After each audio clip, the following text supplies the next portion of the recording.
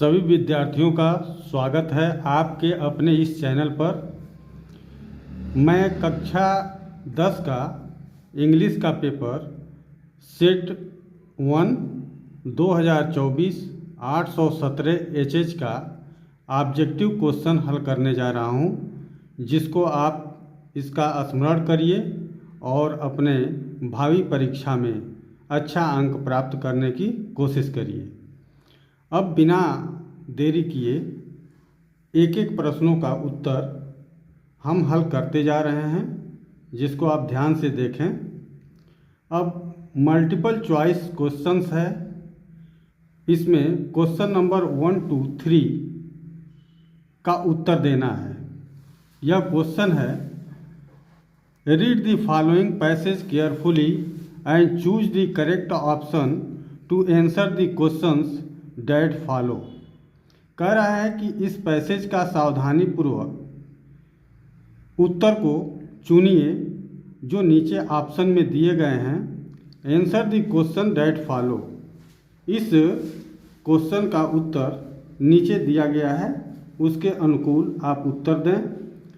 अब ये पैसेज है कि when we enter New York harbour The first thing we see in the Statue of Liberty. When we enter New York harbour, जब हम New York harbour means बंदरगाह में जब हम पहुँचे तो दी फर्स्ट थिंग, पहला चीज़ वो था कि वी सी, हम देखते हैं, is the statue of liberty. Statue of liberty एक स्टैचू है, लिबर्टी स्वतंत्रता का एक मूर्ति है जिसको हम देखते हैं। What impress us most is its size, जो भी है वह इसके आकार का, एंड मैग्निफिसेंस, और इसके शान को दिखाता है, इसके शान को दिखाता है। Have you ever wondered how it came to be there. Have you ever wondered, क्या तुम कभी आश्चर्य में हुए कि how it came to be there, कि कैसे यह यहाँ पर आया होगा। The statue of Liberty was a gift from the people. ये स्टैचू ऑफ लिबर्टी यह क्या था, एक gift from the people of France. France के लोगों द्वारा यह एक उपहार दिया गया था। To mark of 100 year anniversary of American independence. यह एक मार्क है, एक पहचान है। दी 100 ईयर्स, 100 वर्ष पहले, anniversary of American independence, America के वर्षगांठ के रूप में जब 100वीं वर्षगांठ मनाई गई, उस समय ये फ्रांस के द्वारा प्रदान किया गया एक स्मृति है, जो इंडिपेंडेंस, अमेरिका की स्वतंत्रता में दिया गया। इन 1869, 1869 में sculpture Frederick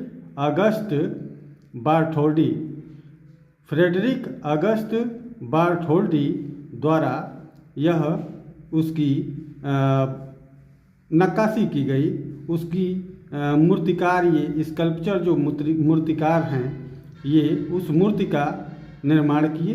begin to plan his concept for the monument, और यह अपनी योजना तब बनाए, कंसेप्ट फॉर दी मोनूमेंट, उस स्मृति के रूप में ये याद किया जाता है। बार्थोल्डी इन्विजन्ड लिबर्टी, बार्थोल्डी ये देखते हैं, इन्विजन करते हैं, liberty as a strong and proud figure. एक स्ट्रांग मीन्स मजबूत, और प्राउड फिगर मीन्स बहुत गर्व के रूप में इसे देखते हैं।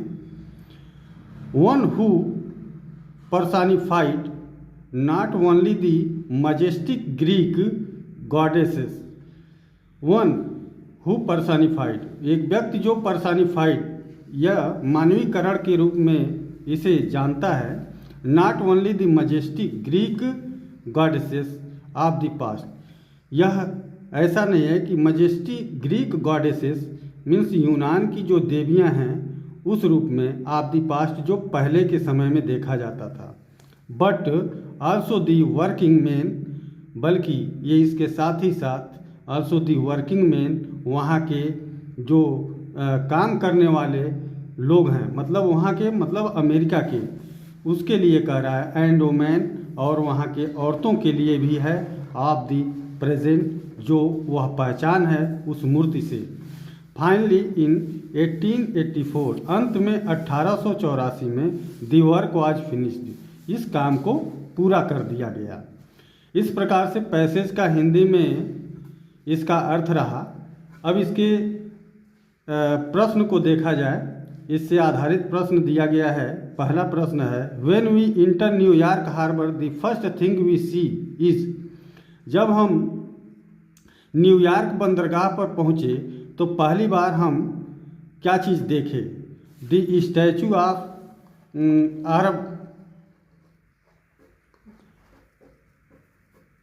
Abraham Lincoln, the statue of Abraham Lincoln, ये गलत है।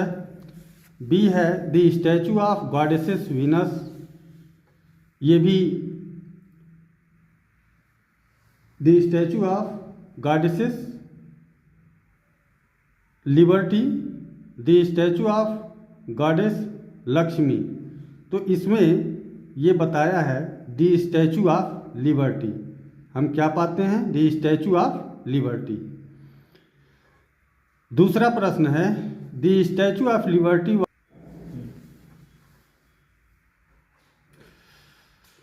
दूसरा प्रश्न है the statue of Liberty was a gift from the people of, the statue of Liberty was a gift, यह एक उपहार था।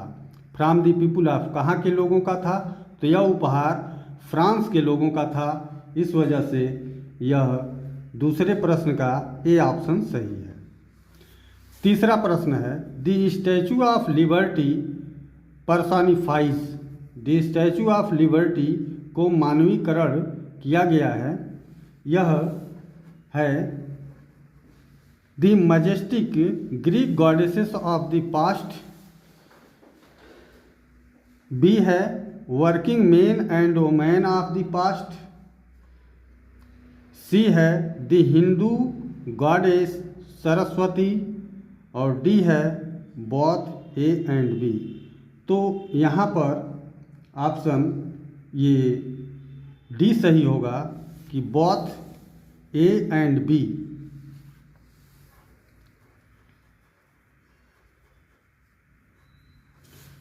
अब क्वेश्चन नंबर 4 से 8 तक, इसमें choose the correct option to answer the following questions. इसमें सही ऑप्शन को चुनना है जो नीचे उसके दिया गया है। प्रश्न के नीचे कह रहा है कि कंप्लीट द फॉलोइंग सेंटेंस, इस सेंटेंस को पूरा करना है। I will not go to his party, he invites me. I will not go to his party until, if, unless, but। यहाँ until समय का बोध कराता है, यह समय के लिए होता है, तब तक का अर्थ बताता है, if कंडीशन बताता है, यदि का अर्थ बताता है, unless नहीं तो, but लेकिन। तो यहाँ पर I will not go to his party, मैं उस पार्टी में नहीं जाऊँगा। अनलेस नहीं तो ही इनवाइट्स, जब तक कि वह इनवाइट्स मी, मतलब मुझे इनवाइट नहीं करता है तब तक। तो मुझे इनवाइट नहीं करेगा तो मैं उस पार्टी में नहीं जाऊंगा। इस वजह से अनलेस यहाँ पर ऑप्शन सी सही है। अब प्रश्न 5 है कंप्लीट द फॉलोइंग सेंटेंस, इस सेंटेंस को पूरा करिए। कह रहा है कि this young man is true, his word, अब ये खाली जगह है, ट्रू ट्रू ट्रू के बाद ये टू प्रीपोजिशन लगता है, इस वजह से ऑप्शन डी सही होगा। प्रश्न नंबर 6 है rearrange the following word clusters to make a meaningful sentence. इस क्लस्टर, इस गुच्छों को आप रीअरेंज करिए कि जिसका मीनिंगफुल अर्थ निकले, मीनिंगफुल सेंटेंस हो जाए। तो इसका क्या है? Last raining it been night has since. तो इसमें हम देखेंगे कि सबसे पहले क्या हो रहा है कि इसमें सब्जेक्ट को हम इट रखेंगे, सब्जेक्ट को इट रखेंगे।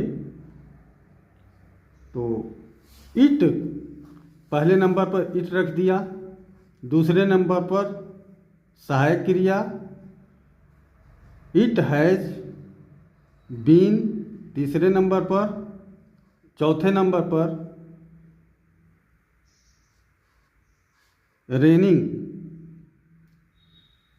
चौथे नंबर पर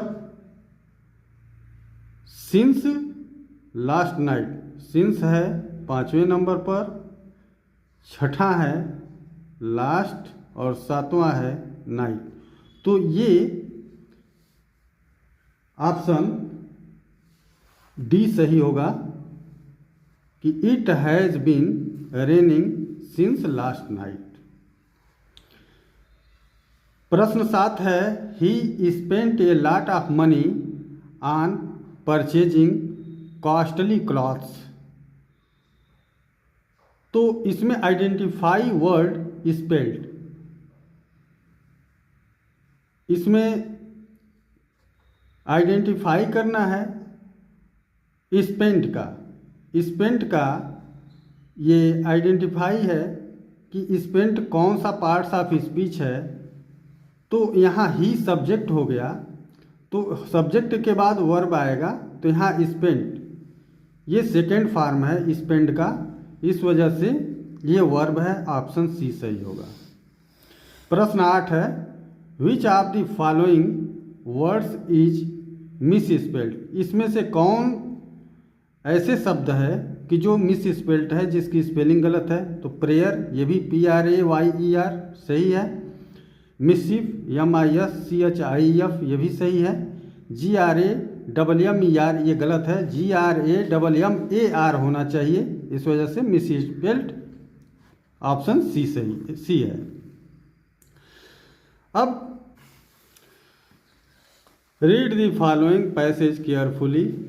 इस पैसेज को सावधानीपूर्वक पढ़िए and choose the correct option to answer the questions that follow. इसके सही ऑप्शन को चुनिए जो प्रश्न दिए गए हैं उसके उत्तर। He wandered for 7 years and finally sat down under a peepal tree. वह घूमते रहे कितने वर्ष तक? 7 वर्ष तक। एंड फाइनली और अंत में sat down under a peepal tree, और एक पीपल के पेड़ के नीचे बैठ गए। Where he over to stay until enlightenment came. और वहाँ पर वह प्रतिज्ञा किए कि तब तक रुके रहेंगे कि जब तक हमें ज्ञान का प्रकाश न मिल जाए। इनलाइटनेड आफ्टर 7 days, और 7 दिन के बाद उन्हें ज्ञान का प्रकाश मिला। ही रीनेम्ड द ट्री, वह पेड़ को पुनः नाम दिए, दोबारा उस पेड़ का नाम दिए। दी बोधि ट्री, क्या नाम मिला? दी बोधि ट्री के नाम से दोबारा नाम मिला। दी ट्री ऑफ विजडम, उस पेड़ का नाम ट्री ऑफ विजडम मीन्स ज्ञान का पेड़ कहा गया। And began to teach and to share his new understandings, और वह शिक्षा देना शुरू कर दिए और न्यू अंडरस्टैंडिंग्स, अपने नए ज्ञान को, शेयर हिज न्यू अंडरस्टैंडिंग, सबसे साझा करना शुरू कर दिए।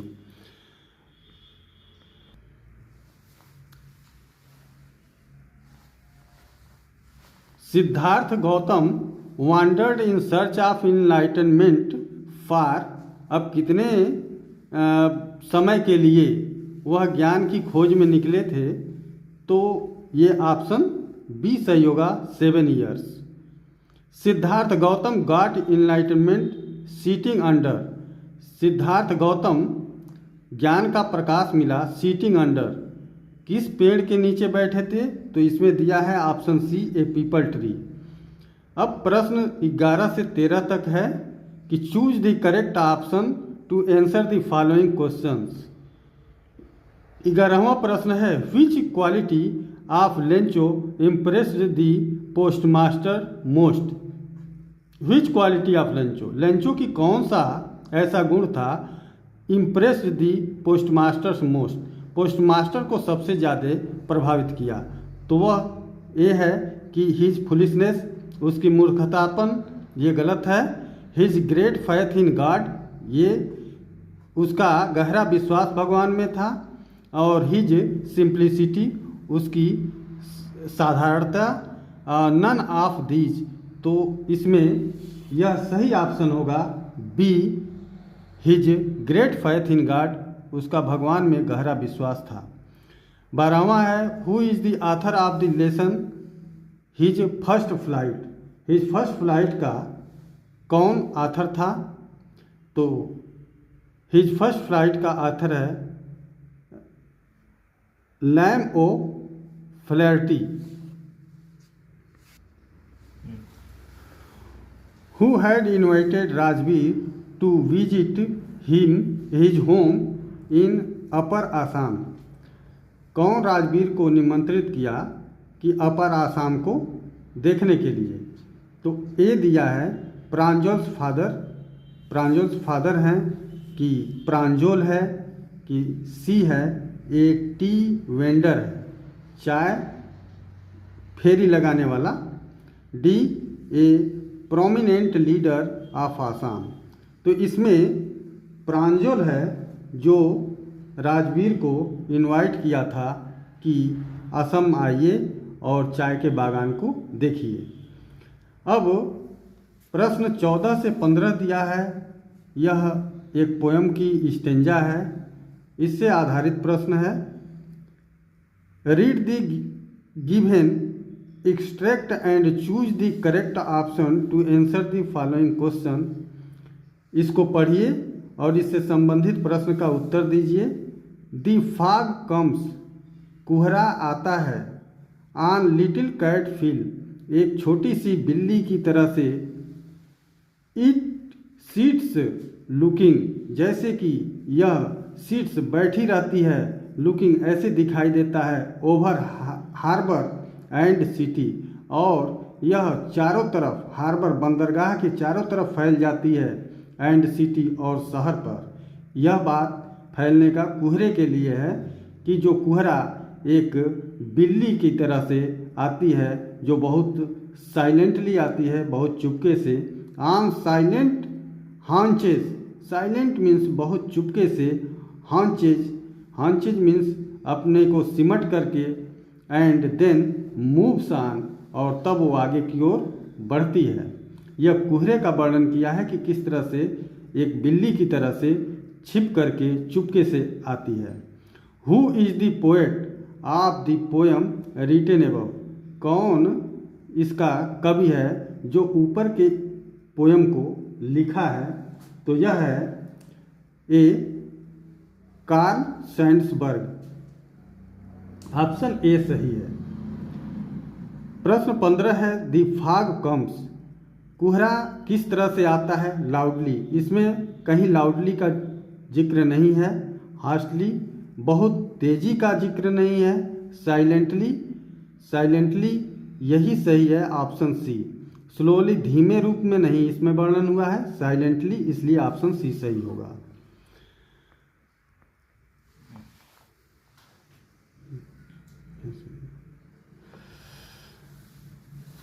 प्रश्न 16 से 20 तक है। Choose the correct option to answer the following question. ये सप्लीमेंट्री का ऑप्शन है और उससे संबंधित ये प्रश्न है। For how many days was tricky given to food, कितने दिनों तक ट्रिकी को भोजन नहीं दिया गया? तो 1 डे, एक दिन, बी है 4 डेज, सी है 2 डेज और डी है 6 डेज। इस प्रकार से ट्रिकी को भोजन से रोका गया था 2 दिन के लिए, उसे केवल पानी ही दिया गया था, इसलिए ऑप्शन सी सही है। 17वां है how old was Hari Singh when he met Anil. Anil से जब हरि सिंह मिला तो उस समय हरि सिंह का उम्र क्या था, तो मात्र 15 ईयर्स था, और जबकि अनिल का उम्र 25 वर्ष था। अब क्वेश्चन 18 है what was the evidence against Horace that got him arrest.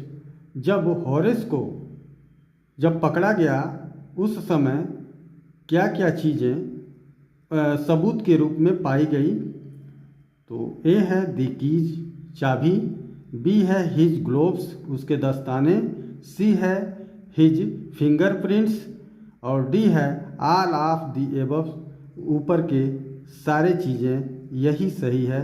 उससे चाबी पर भी चिन्ह मिले थे, ग्लोव्स पर भी, और फिंगरप्रिंट्स, ये सब पहचान उसके चोरी के मिले थे। 19वां है select the correct option to answer the following. जैसे दिया है ग्रिफिन वाज ए, ग्रिफिन क्या था? ग्रिफिन ए है ब्रिलियंट साइंटिस्ट, एक तेज तर्राक वैज्ञानिक, बी है लॉलेस पर्सन, नियम विरुद्ध व्यक्ति, और सी है बोथ ए एंड बी, ए और बी दोनों सही है, नन ऑफ द एबव, यह ऊपर से कोई नहीं है, तो इसमें सही ऑप्शन सी होगा। एक तेज तर्राक वैज्ञानिक भी है और लॉलेस पर्सन, उसे किसी नियम से कोई परवाह नहीं है, वो नियम विरुद्ध कार्य करता रहता है, उसे नियम से कोई डर नहीं रहता है। इस वजह से ऑप्शन ए और बी दोनों सही है, इस वजह से ऑप्शन सी को हम करेक्ट करेंगे, बोथ ए एंड बी। 20वां क्वेश्चन है ऑप्शनल क्वेश्चन में 20 क्वेश्चन अंतिम है who had invited Matilda husband for the ball party. तो कौन मटिल्डा को इनवाइट किया, हस्बैंड मटिल्डा के हस्बैंड को कौन इनवाइट किया, तो इसमें ऑप्शन सी सही होगा, the minister of public instruction. इस प्रकार से हमने